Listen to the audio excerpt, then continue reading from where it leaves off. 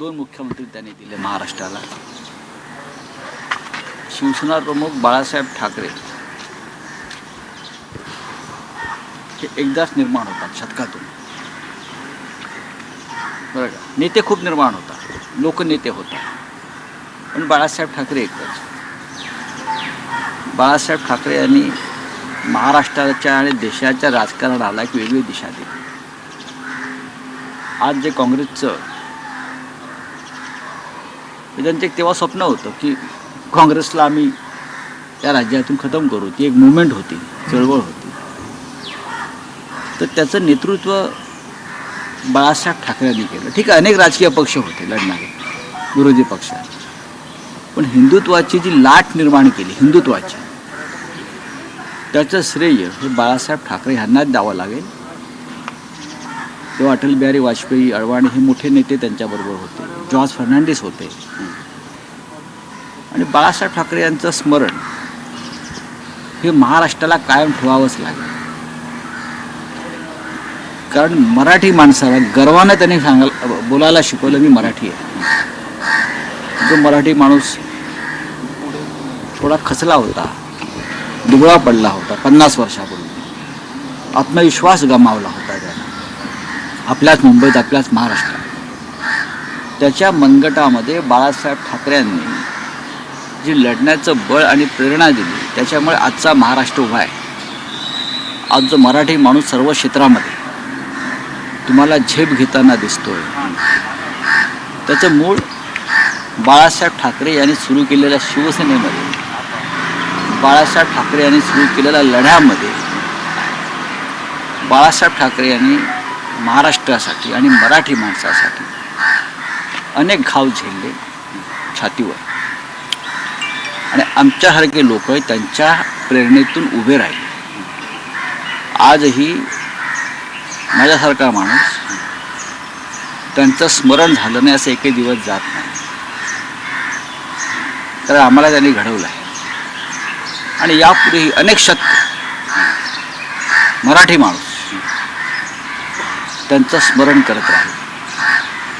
कारण बाळासाहेब ठाकरे होते म्हणून आज आम्ही आहोत. आपण म्हणालात की काँग्रेसला संपवण्यासाठी बाळासाहेब ठाकरे सगळ्यात आधी होते, त्या लीडर मध्ये सुरुवात त्यांनी केली होती. तो काळ वेगळा होता, तुम्ही त्याच्याशी आजचं हे करू नका. तो काळ वेगळा होता राऊत साहेब. तेव्हा ती एक चळवळ वेगळी होती. महाराष्ट्रातून त्यांनी सांगितलं होतं की मी या महाराष्ट्रामध्ये शिवसेनेचा मुख्यमंत्री करून दाखवेन, आणि त्यासाठी अर्थात सत्तेवर काँग्रेस होती राजकारणामध्ये, आणि त्यांनी ते करून दाखवलं. त्यांनी मनोहर जोशी, त्यानंतर नारायण राणे हे दोन्ही मुख्यमंत्री शिवसेनेचे होते, आणि ते फक्त बाळासाहेब ठाकरे यांच्यामुळेच होऊ शकले. किंबहुना महाराष्ट्रामध्ये आज जो भारतीय जनता पक्ष आहे आजचा, त्याचंसुद्धा श्रेय, ती ताकद जी आहे भारतीय जनता पक्ष, त्याचंसुद्धा श्रेय हे बाळासाहेब ठाकरे यांनाच द्यायला पाहिजे. जर शिवसेनेने युती केली नसती तर ग्रामीण भागामध्ये भारतीय जनता पक्ष आज जो दिसतो वाढलेला तो दिसला नसता. हे सत्य भाजपचे सहकारी पण स्वीकारतात.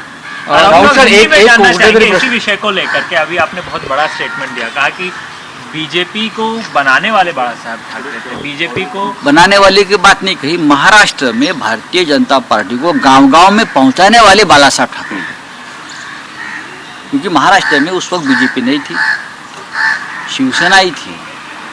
तो बाळासाहेब ठाकरे ने उनके साथ जो अलायंस किया, युति बोलते हम उनको, उसकी वजह से महाराष्ट्र के गांव-गांव में शिवसेना के साथ भारतीय जनता पार्टी का भी प्रचार और प्रसार हुआ. और हमारे लिए उस वक्त गर्व की बात थी कि हम सब लोग गर्व से कहो हम हिंदू हैं, इस नारे से एक साथ आए थे.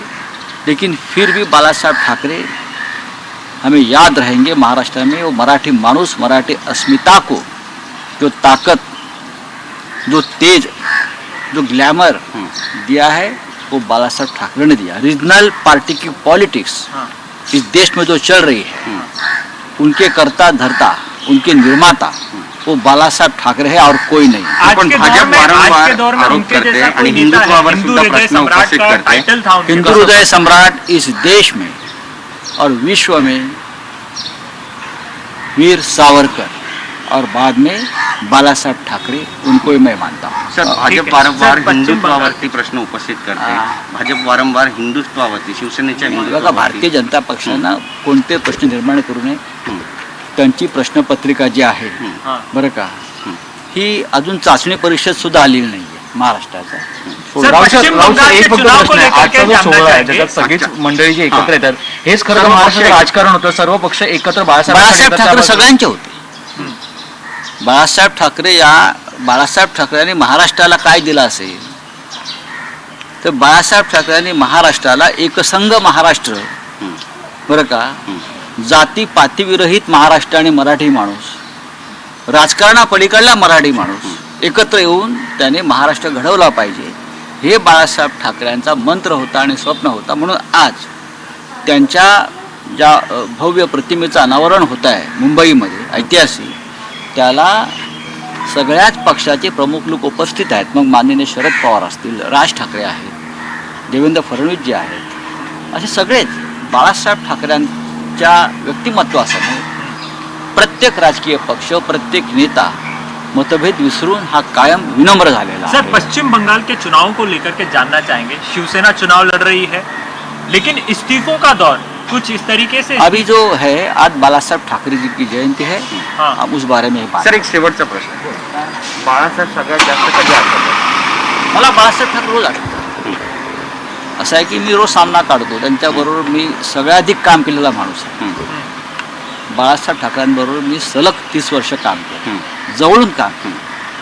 त्यांचा माझा रोजचा सहवास होता, त्यांचं माझं रोजचं बोलणं होतं. त्यांनी माझ्यावरती खूप प्रेमही केलेलं आहे, बरं का. त्याच्यामुळे बाळासाहेब ठाकरेंची आठवण जेव्हा जेव्हा म्हणजे माझ्यासारख्या माणसाला ज्यांना सहवासला, मी असं एकही दिवस जात नाही की मला त्यांची आठवण होत. विशेषतः सामनाची पायरी चढल्यावरती मला त्यांची आठवण. कारण लेखणी आणि वाणी ही त्यांची दोन अमोघ शस्त्र होती. लेखणी आणि वाणीतून सत्ता परिवर्तन करणारे बाळासाहेब ठाकरे हे एकच. आणि आम्ही तो वारसा पुढे घेऊन जातो. आजही आम्ही जो सामना, तो मार्मिक आणि बाकी सगळी त्यांची जी हत्यारे आहेत, ही त्यांना जशी हवी होती तीच त्या धारदार पद्धतीने आम्ही तळपट ठेवलेली आहेत. आमच्यासाठी हीच त्यांना सगळ्यात मोठी श्रद्धांजली आणि मानवंदना आहे. बीजेपी कह रही है कि आप लोग अपना हिंदुत्व भूल गए हैं, बाला साहब ठाकरे को भूल गए हैं. इस तरीके की आरोप बीजेपी करते रहती है. आए ठीक है, दिन भारतीय जनता पार्टी को जो आरोप करना कर लीजिए. हम तो ये नहीं कहेंगे कि आप अटल बिहारी वाजपेयी जी को भूल गए हैं. कोई किसी को भूलता नहीं, हर एक का योगदान होता है. जैसे अटल जी का भी योगदान है, अडवाणी साहब का योगदान है. जी. अगर हमने कहा कि आप अडवाणी साहब को भूल गए, वो तो जिंदा है ना, जीवित है. बाला साहब ठाकरे को कोई भूल नहीं सकता. उनकी विचारधारा तो प्रखर हिंदुत्व की थी, लेकिन वो हिंदुत्व उनका खोमेनी टाइप हिंदुत्व नहीं था. बहुत ही प्रोग्रेसिव हिंदुत्व के वो करता धरता रहे. राम मंदिर की लड़ाई बाला साहब ठाकरे के नेतृत्व में हमने भी लड़ी है, सबने लड़ी है. लेकिन बाला साहब ठाकरे बाबरी पतन के बाद भाग नहीं गए, वो जिम्मा अपने पर लिया है. ऐसे बाला साहब ठाकरे के बाद अगर बीजेपी उनको याद करती है तो अच्छी बात है. याद करते रहो बाला साहब को. Thank you sir. एबीपी माझा, उघडा डोळे बघा नीट.